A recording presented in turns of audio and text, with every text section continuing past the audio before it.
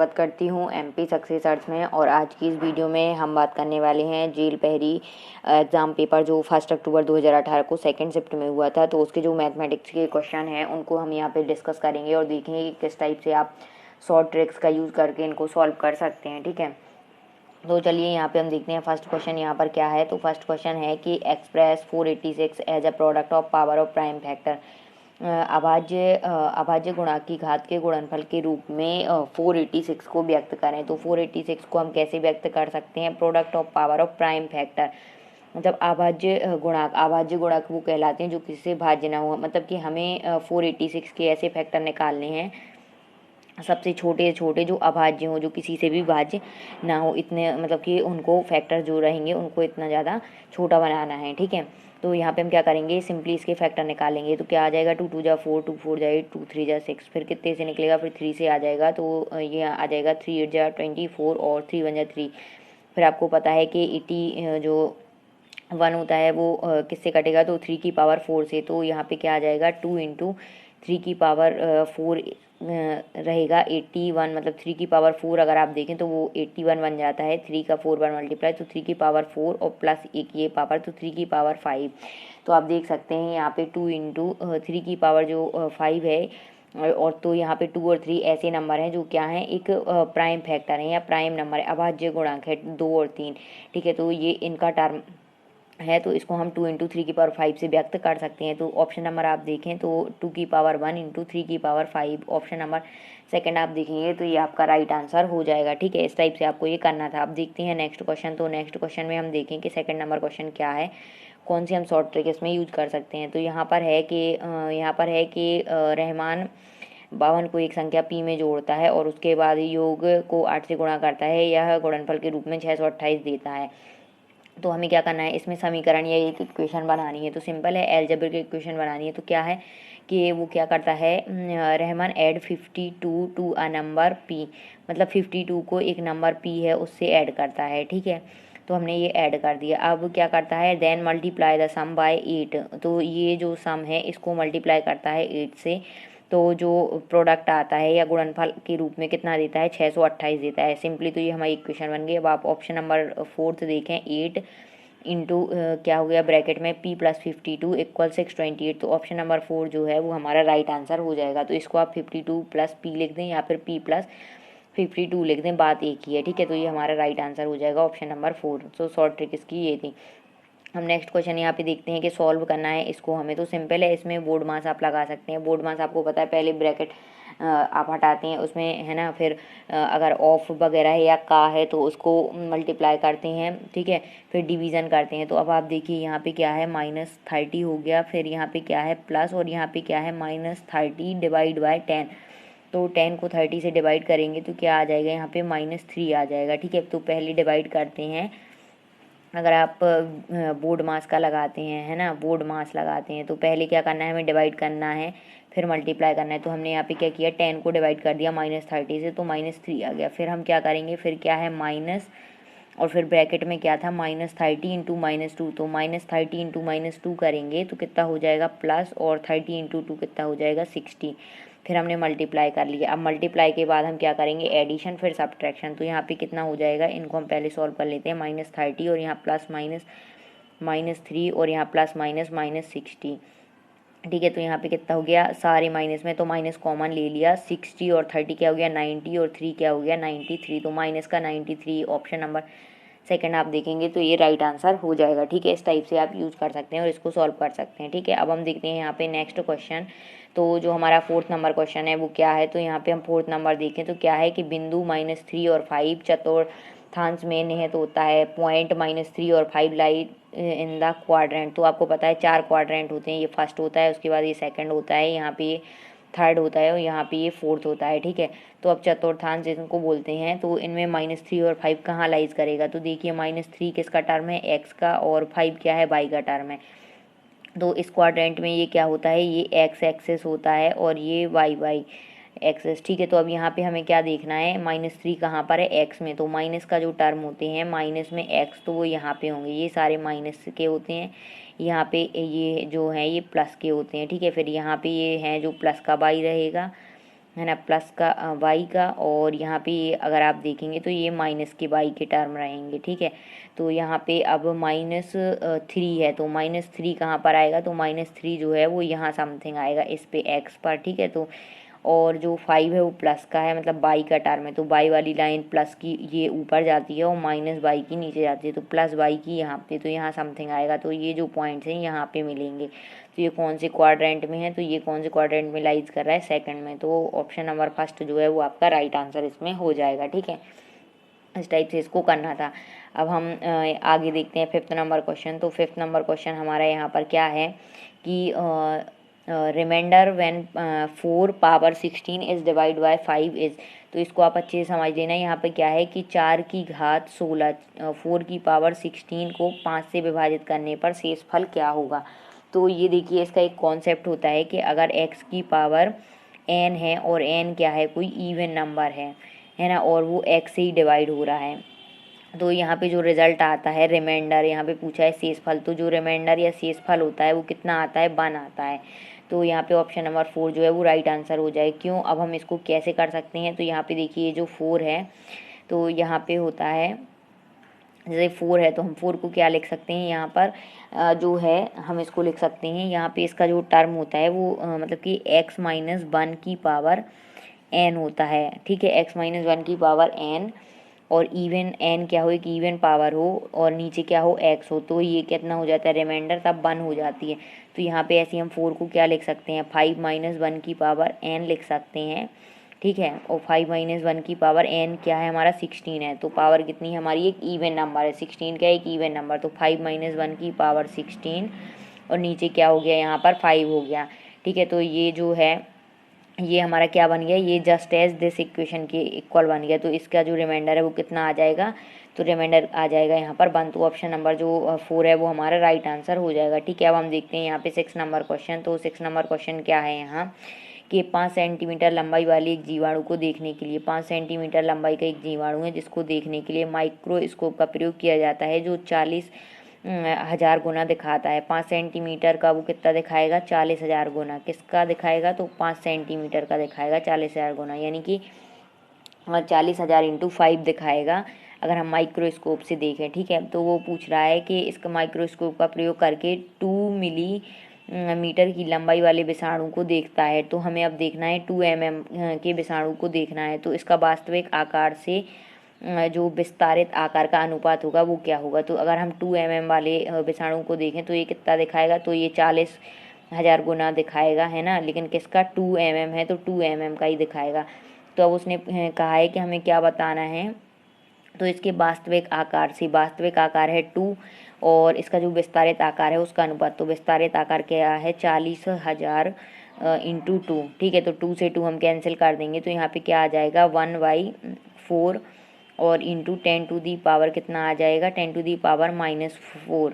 ठीक है ना, तो अब हम यहाँ पे क्या करेंगे कि 4 को यहाँ पे हम ऐसा करते हैं कि 10 का मल्टीप्लाई ऊपर नीचे कर देते हैं। इसको मैं नेक्स्ट स्टेप में करती हूँ, इतना आप नोट कर लेना है, इसके आगे मैं बताती हूँ। तो यहाँ पे क्या हुआ, जैसे हमने 1/4 किया और इंटू 10 टू दी पावर -4 है। अब यहाँ पे आप देखेंगे तो ऑप्शन में यहाँ पे जैसे 10 टू दी पावर -5 है, 10 टू दी पावर -5 है, तो हम क्या करेंगे यहाँ पर कि हम यहाँ 10 का मल्टीप्लाई कर लेंगे और यहाँ पे 10 से डिवाइड कर देंगे। ठीक है, तो यहाँ पे कितना हो जाएगा, 4 को हम 10 से डिवाइड करें तो यहाँ पे कितना आएगा, 4 2 जाए 8 और 1 बचेगा, तो 4.5 हो जाएगा, और x की पावर ये +1 है, ऊपर जाएगी तो -1 हो जाएगी, तो कितना हो जाएगा, 10 टू दी पावर -5। तो ऑप्शन नंबर आप देखें तो ऑप्शन नंबर 4 जो है ये हमारा राइट आंसर हो जाएगा, 2.5 इंटू 10 टू दी पावर 5। ठीक है, इस टाइप से इसको करना था। अब हम 7th नंबर क्वेश्चन अगर देखें तो क्या है यहाँ पर, यहाँ पर सिंपल है कि आपको this equation and this equation मतलब कि ऐड करना है, तो फाइंड द सम। तो यहाँ पे हम क्या लिख लेंगे, पहले यहाँ पर किस किस के टर्म है, पी के, क्यू के, आर के हैं और पी क्यू के हैं। तो हम यहाँ पे क्या करें, पी का टर्म यहाँ लिख लें, क्यू का टर्म यहाँ, आर का टर्म यहाँ, और यहाँ पे पी और क्यू का टर्म लिख लें। ठीक है, अब इसके नीचे हम एक एक इक्वेशन की डिजिट रखते जाएंगे, और जो यहाँ पे वेरिएबल हमारे पास नहीं है उनकी जगह 0 रख देंगे। तो फर्स्ट इक्वेशन क्या है, 11p, तो 11p है ना, +5q है, फिर यहाँ पे कितना है, -12r है, तो यहाँ पे कितना है, यहाँ पे अगर हम देखें तो -12r है, ठीक है, बस इतना ही है। और यहाँ पे जो पी क्यू का टर्म है वो 0 है। ठीक है, अब यहाँ पे हम आगे देखें तो ये जो सेकंड इक्वेशन है उसमें क्या है, 4p क्यू है। तो 4p क्यू ये प्लस में है और 3q है, तो क्यूब के जगह पे क्या है 3 है, ये भी प्लस में है। और बाकी जो r है और p है ये दोनों 0 हैं। ठीक है, फिर अब थर्ड इक्वेशन देखें हम, तो थर्ड में यहाँ पर क्या है, 4q की जगह पर 4 है और माइनस 16 है यहाँ पर pq। ठीक है, और प्लस में p है, 6p है। तो p की जगह पर हम यहाँ पर क्या रखेंगे, 6p। ठीक है, ये 0 था, यहाँ पे 6p हम रख लेंगे और यहाँ पे जो r है वो कितना है, यहाँ पर 0 हो जाएगा। अब बस हम इनको ऐड कर देंगे तो हमारा टर्म आ जाएगा। तो यहाँ पे कितना हुआ, यहाँ पे हम सबको ऐड करके देखेंगे। ठीक है, तो यहाँ पे p का टर्म क्या होगा, 11 और 6 कितना हुआ, 17। तो 17p हम देखेंगे कि हमारा क्या हो जाएगा, यहाँ पे 17p आप देखेंगे तो ये p का टर्म हो जाएगा। ठीक है, फिर अब हम यहाँ चाहे पीछे से कर ले चाहे आगे से, अब क्यू का टर्म देखें तो 5 5 4 9 और 1 10 2 12 12, तो 12p हो जाएगा क्यू का, प्लस में प्लस 12 क्यू जो है वो हमारा टर्म हो जाएगा क्यू का। ठीक है, तो अब जैसे आप ऑप्शन देखें तो option number 17p plus 12q, ये ऑप्शन नंबर सेकंड। अगर आप थर्ड देखें तो ये 2 पॉइंट मैच कर रहे हैं और किसी में नहीं है, इसमें सिर्फ 17p है, बाकी सब में नहीं। तो अब आप ऐसे ही आगे भी देख लें तो यहाँ पे -12r हो जाएगा, तो -12r यहाँ पर है। और इसको भी देखें तो 16 में से 4 जाएगा तो माइनस का 12pq आएगा। तो ऑप्शन नंबर थर्ड जो है वो मैच कर रहा है। इस टाइप से इसको आप कर सकते हैं। ठीक है, अब हम यहाँ पे नेक्स्ट देखते हैं 8th नंबर क्वेश्चन। तो 8th नंबर क्वेश्चन में यहाँ पर क्या है कि if sugar cube of side 3 centimetre push up 2 ml of milk in a glass, then how many sugar cubes are required to push up 6 ml of milk. मतलब उसने कहा है कि अगर 3 सेंटीमीटर किनारे वाली चीनी का टुकड़ा डालने पर एक गिलास 2 mm ऊपर 2 मिलीलीटर दूध ऊपर उठ जाता है। मतलब 3 सेंटीमीटर का टुकड़ा डालने से कितना उठ रहा है, 2 mm ऊपर उठ रहा है। ठीक है, तो यहाँ पे पूछा है कि 6 mm मिलीलीटर दूध को ऊपर उठाने के लिए कितने चीनी के टुकड़ों की आवश्यकता होगी। तो इसमें क्या हो रहा है कि 3 सेंटीमीटर का एक टुकड़े की आवश्यकता हो रही है। ठीक है, एक टुकड़े की आवश्यकता हो रही 2 mm उठाने के लिए। तो अगर हम 2 mm मतलब कि 2 mm उठाने के लिए एक टुकड़े की आवश्यकता, तो अगर हम देखें तो 4 mm उठाने के लिए हमें कितने टुकड़ों की आवश्यकता होगी, तो हमें 2 टुकड़ों की होगी। तो फिर 6 mm उठाने के लिए हमें कितने टुकड़ों की आवश्यकता होगी, 3। ठीक है ना, सिंपल है। 2 mm के लिए एक 3 सेंटीमीटर के टुकड़े की आवश्यकता, तो 4 के लिए दो टुकड़े की आवश्यकता होगी जो 3-3 सेंटीमीटर के हों। 6 के लिए 3 टुकड़ों की आवश्यकता होगी जो 3-3 सेंटीमीटर के हों। तो यहाँ पे ऑप्शन कितना आ जाएगा, 3। तो उसने पूछा है कि चीनी के टुकड़ों की आवश्यकता होगी, तो कितने टुकड़ों की होगी, तो 3 टुकड़ों की आवश्यकता होगी हमें जो 3-3 सेंटीमीटर के होंगे। ठीक है, तो इस टाइप से इसका आंसर हो जाएगा 3। ठीक है, अब देखते हैं हम नेक्स्ट क्वेश्चन यहाँ पर। तो नेक्स्ट क्वेश्चन जो है हमारा वो है कि यदि मछलियों के एक समूह का वजन 3 किलोग्राम है, ठीक है, तो और समूह की प्रत्येक मछली का वजन 150 ग्राम है, तो समूह में मछलियों की संख्या क्या है।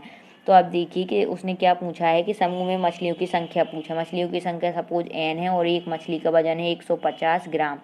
ठीक है, और जो टोटल मछली थी वो कितनी थी, 3 किलोग्राम। 3 किलोग्राम को अगर हम ग्राम में कन्वर्ट करें तो कितना हो जाएगा, 3 इंटू 1000 हो जाएगा। ठीक है ना, तो यहाँ पे कितना हो जाएगा, n इक्वल कितना हो जाएगा यहाँ पर 3000 और डिवाइड बाई 150। तो यहाँ पे 150 से अगर हम करते हैं तो ये 300 को काटेगा 2 टाइम्स में और 0, तो n इक्वल 20। तो ऑप्शन नंबर सेकंड आप देखेंगे तो ये आपका राइट आंसर इसमें हो जाएगा। ठीक है, अब हम नेक्स्ट क्वेश्चन देखते हैं यहाँ पर। तो नेक्स्ट क्वेश्चन क्या है यहाँ 10th नंबर क्वेश्चन कि 21 सेंटीमीटर त्रिज्या वाली एक वृत्ताकार डिस्क की परिधि क्या है। तो देखिए वृत्त की परिधि क्या होती है, 2πr।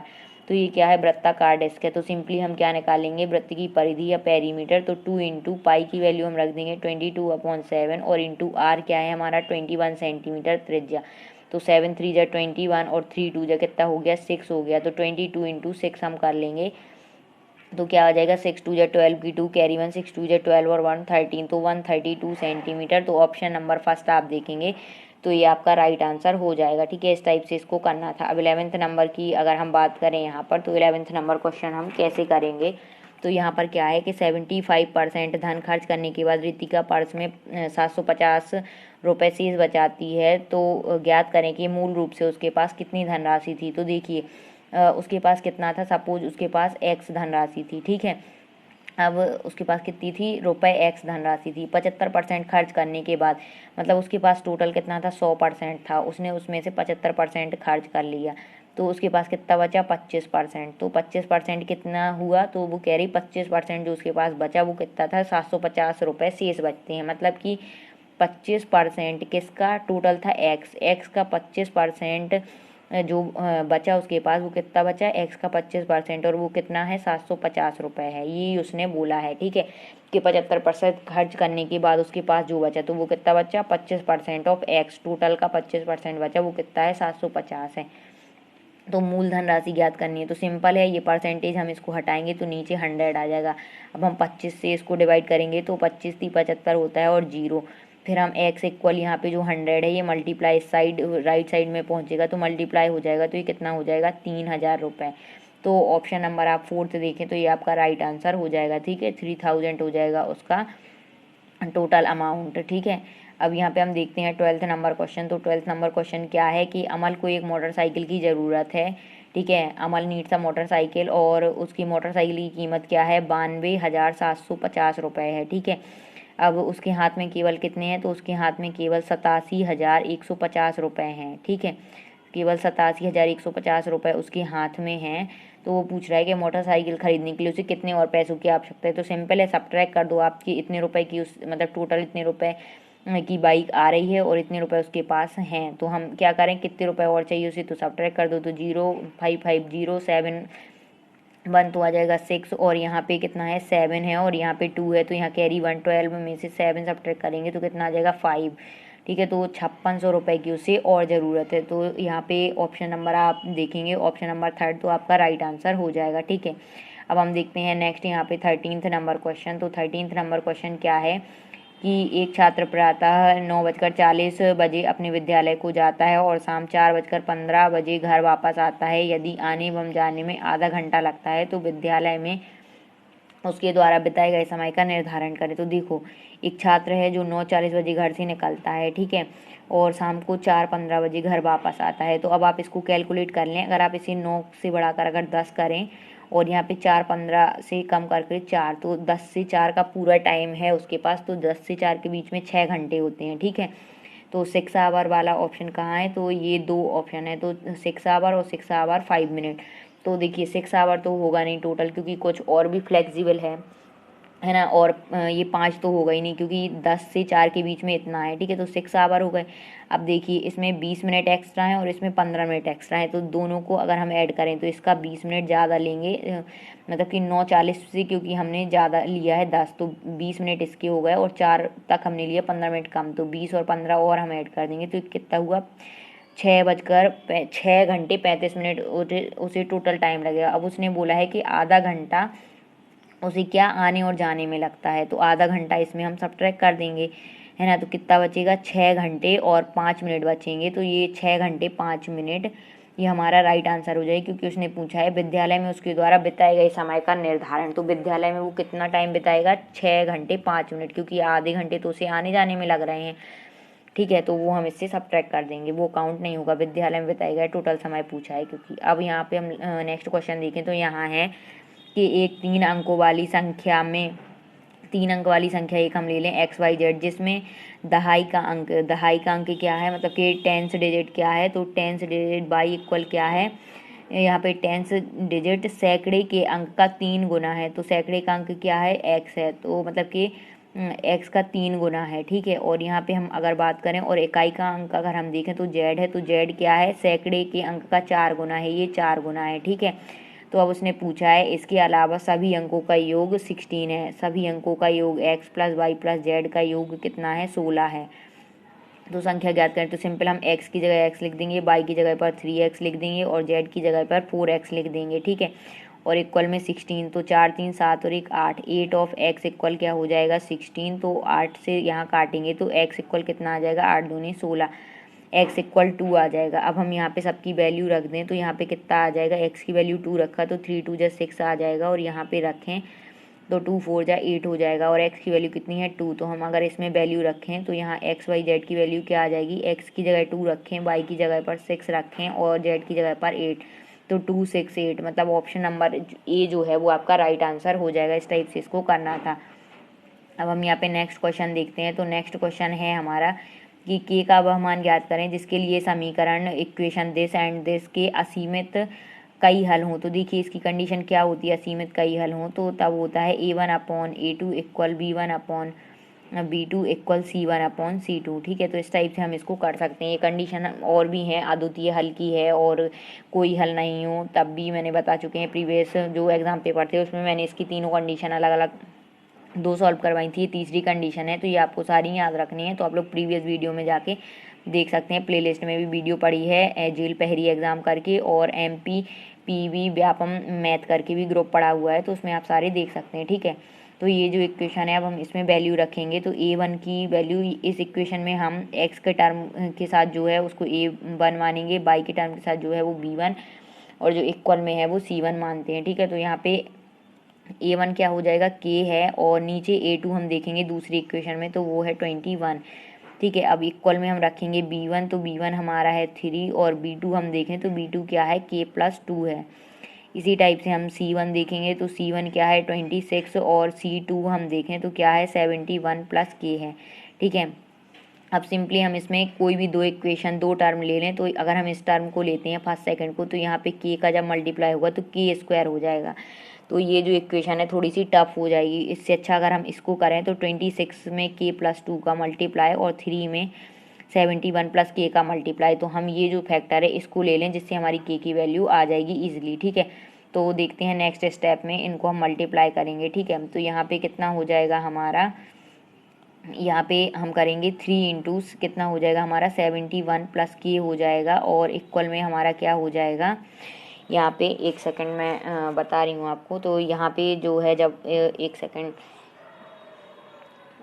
यहाँ पे जब आप इसे करेंगे तो इसका जो आंसर आ जाएगा तो यहाँ पे हम क्या करेंगे 26 रहेगा और इंटू में हमारा क्या हो जाएगा k+2 हो जाएगा। ठीक है, तो इस टाइप से इसको हम अब सॉल्व कर लेंगे। तो 3 × 1 = 3 और 3 × 7 = 21 हो जाएगा। ठीक है, तो 213 आ जाएगा और प्लस क्या आ जाएगा 3k आ जाएगा और इक्वल में कितना आ जाएगा 26k + 52 आ जाएगा। ठीक है, तो अब 26k और 3k तो इसको हम सब्ट्रैक्ट कर लेंगे तो कितना आ जाएगा 23k आ जाएगा।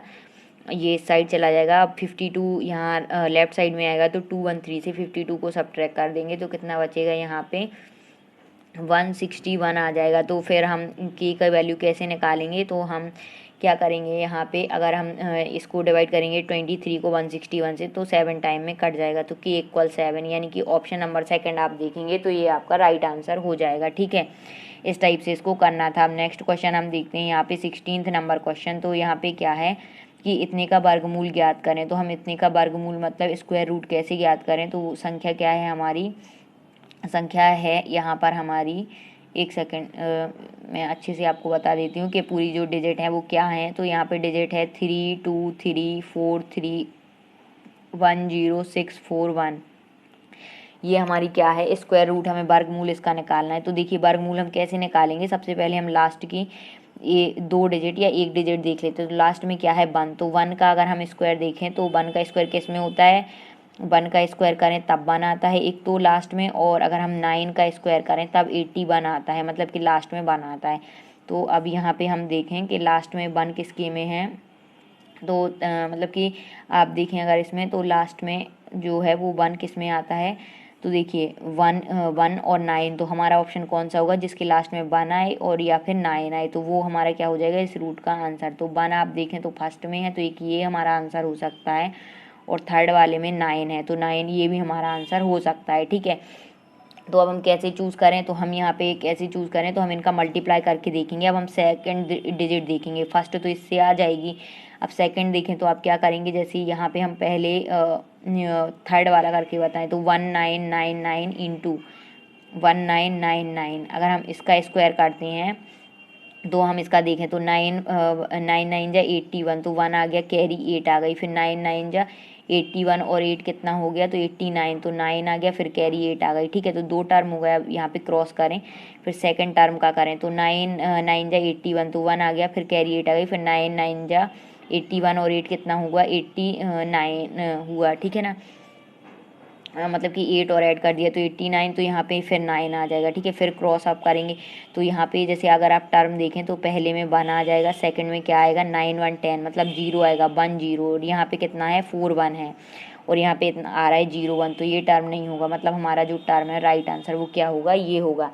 इसको भी अगर हम चाहें तो करके देख सकते हैं, आप चाहें तो अब इसको भी करके देख लें, तो ऐसे ही हमें पता चल जाएगा कि हमारा आंसर क्या होगा, ठीक है। तो अब यहाँ पे अगर हम बात करें तो यहाँ देखें 5 6 8 7 1, ठीक है, इंटू 5 6 8 7 1 अगर आप करके देखें तो 1 1 का तो 1 ही आ जाएगा और नीचे क्रॉस आ जाएगा, ठीक है। अब 7 का करके देखें तो 7 1 यहाँ 7 आ जाएगा, मतलब कि 1 का 8 में करेंगे तो यहाँ पे कितना आ जाएगा 7, 1 का 7 में करेंगे तो 7 इंटू यहाँ पे 7 का करेंगे फिर किस में 7 का 1 में करेंगे पहले तो 7 आ जाएगा, फिर उसके नीचे भी क्रॉस आएगा, तो यहाँ क्या आ जाएगा 1 का 1 और 7 7 14, तो कितना आ जाएगा 4, यानी कि 1 4 4 1 लास्ट में आ रहा है, तो 4 1 आ रहा है, तो ऑप्शन नंबर जो ए होगा ये हमारा राइट आंसर हो जाएगा, ठीक है। इस टाइप से इसको करना था।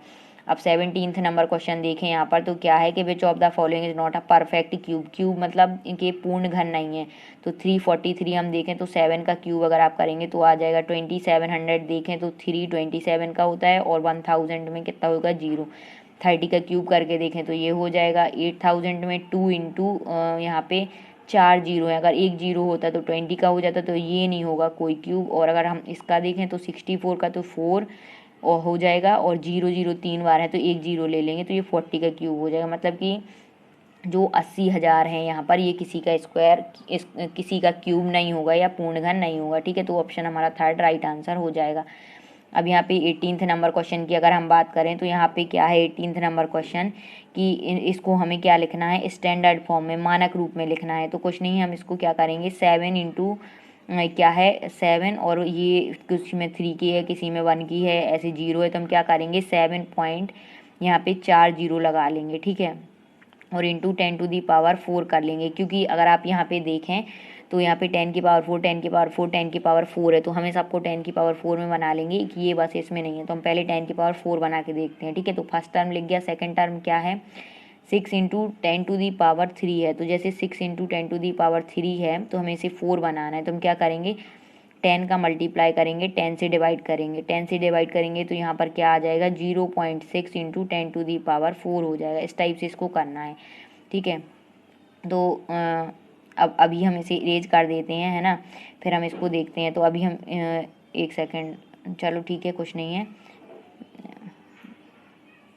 ओके। तो यहाँ पे अब हम देखते हैं, तो यहाँ पे हम क्या करेंगे सिंपली इसको क्या लिखेंगे 0.6 लिखेंगे, और उसके बाद यहाँ पॉइंट्स लगा लेंगे, इंटू 10 टू दी पावर 4 बन गया ये। अब नेक्स्ट टर्म हम देखें तो 5 इंटू 10 टू दी पावर 3 है, तो इसको भी क्या आ जाएगा 0.5 आ जाएगा, और इंटू 10 टू दी पावर 4 हो जाएगा ये भी, ठीक है। अब यहाँ पे एक सेकंड में इसको इरेज कर देती हूँ, फिर हम नेक्स्ट स्टेप यहाँ पे देखते हैं, ठीक है। बस सिंपली आपको ऐसे ही करना है और सबको क्या करना है ऐड कर लेना है, क्योंकि सबका एडिशन है। अब यहाँ पे नेक्स्ट स्टेप देखें 4 इंटू 10 टू दी पावर 1, मतलब 10 टू दी पावर 3 का मल्टीप्लाई यहाँ पे हम करेंगे। तो अगर हम 3 का मल्टीप्लाई करेंगे तो यहाँ कितना हो जाएगा 0.004 हो जाएगा, ठीक है, 0040, और इंटू 10 टू दी पावर 4 हो जाएगा। आप मल्टीप्लाई करके देखना है इसमें 10 टू दी पावर 3 का मल्टीप्लाई और 10 टू दी पावर 3 से डिवाइड, तो 4 के 2 पहले क्या हो जाएगा 0 लग जाएंगे और पॉइंट लगेगा, ठीक है। फिर 5 इंटू 10 टू दी पावर 0 है, तो इसमें क्या होगा 10 टू दी पावर 4 का मल्टीप्लाई करेंगे और 10 टू दी पावर 4 से डिवाइड, तो 1 2 3 और 5 यहाँ पर आ जाएगा, और इंटू 10 टू दी पावर 4 हो जाएगा, ठीक है। फिर लास्ट टर्म क्या है 3 बस है, तो हम 3 को क्या करेंगे, हमें 10 टू दी पावर 4 से मल्टीप्लाई 10 टू दी पावर 4 से डिवाइड करेंगे, तो यहाँ पे 0.123 ये 3 और इंटू 10 टू दी पावर 4 इसमें भी हो जाएगा, ठीक है। अब बस इनको ऐड कर लेंगे, तो सबका अगर हम कॉमन निकालें तो 10 टू दी पावर 4 आ जाएगा, और एडिशन निकालें यहाँ पे तो कितना हो जाएगा 5 3 8, तो लास्ट में 8 हो जाएगा। उसके बाद क्या आएगा 4 आ जाएगा, है ना। फिर उसके बाद देखें तो 0 आ जाएगा, उसके बाद देखें तो 5 6 11 की 1 आ जाएगी, और यहाँ पे कैरी 1 आ जाएगी, तो 7 1 8 हो जाएगा। तो 8.1408 into 10 to the power 4, option number 4 आप देखेंगे तो राइट आंसर हो जाएगा। इस टाइप से इसको करना था। अब देखते हैं हम नेक्स्ट क्वेश्चन, यहाँ पे 19th नंबर क्वेश्चन है। तो ये है कि सॉल्व करना है 4 की पावर 2x है, 4 की पावर 2x इक्वल 1/28 है, तो 1 128 के अगर आप फैक्टर निकालेंगे 128 के, तो आप 2 से करेंगे तो 2 की पावर 7 होता है 128, ठीक है, आप देखना करके।